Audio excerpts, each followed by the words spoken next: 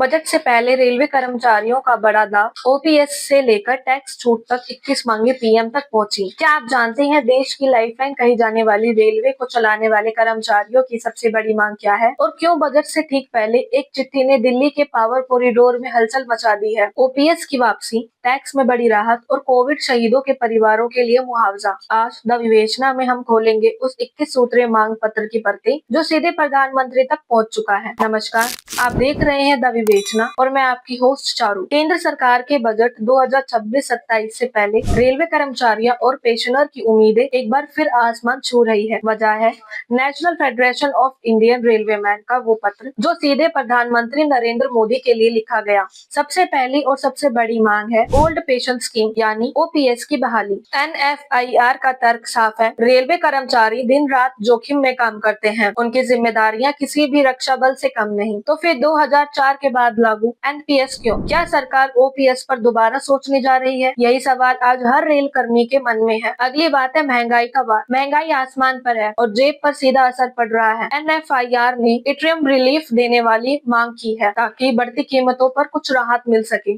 साथ ही जनवरी 2020 से जून 2021 तक रोके गए डीए और डीआर के भुगतान की भी जोरदार मांग की गई है। तीसरी मांग कोविड के शहीदों के लिए। कोविड काल जब पूरे देश घर में था तब रेल कर्मी ड्यूटी पर थे। एनएफआईआर के मुताबिक 3000 से ज्यादा रेल कर्मियों ने अपनी जान गंवाई। अब मांग है उन परिवारों को जल्द से जल्द एक्स ग्रेशिया मुआवजा और ड्यूटी के दौरान जान गंवाने वाले रेल कर्मियों का मर्डर का दर्ज। चौथा है टैक्स पेंशन और मेडिकल राहत। मांगे यही नहीं रुकती, कर्मचारियों के लिए इनकम टैक्स छूट 20 लाख रुपए तक, पेंशनर के लिए 18 लाख रुपए तक टैक्स की सीमा, फिक्स्ड मेडिकल अलाउंस बढ़ाकर 5000 रुपए प्रति माह, 65 साल की उम्र पर अतिरिक्त पेंशन, कम्यूटेड पेंशन की बहाली 15 की बजाय 11 साल में है। सवाल है क्या बजट में ये राहतें दिखाई देगी? अगला है महिला कर्मचारियों का स्वास्थ्य व्यवस्था पर फोकस। एनएफआईआर ने महिला कर्मचारियों के लिए भी अहम सुझाव दिया है। अतिरिक्त casual leave, parent care leave और चाइल्ड केयर लीव में पूरा वेतन। साथ ही रेलवे अस्पतालों में डॉक्टर, विशेषज्ञ और स्टाफ की भारी कमी को दूर करने के लिए भी मांग की गई है। तो कुल मिलाकर सवाल सीधा है, क्या बजट 2026-27 रेलवे कर्मचारियों के लिए राहत का बजट बनेगा या फिर